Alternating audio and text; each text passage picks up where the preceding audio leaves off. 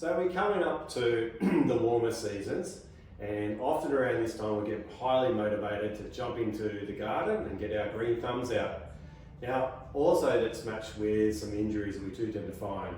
So I thought I'll actually ask Dr. Mel, chiropractor here, what are your top 5 exercises that you would suggest at this time of year? Okay, so the top 5 exercises will include exercises for the arms, shoulders and back.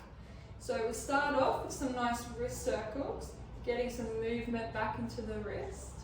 Then we want to do some forearm stretching, so like this, and we want to go both ways on both arms. This can also be useful for tennis elbow or golfer's elbow.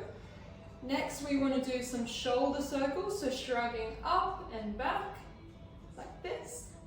And then next, side bending. So this will be good for the back. So we're going over like this, both sides. And then twisting. So give yourself a bit of a hug and twist sideways. Keep your feet planted on the floor and just twist through your back. And that's all. That's great. So we've got 5 little warm-ups to get into the garden and hopefully an injury-free spring.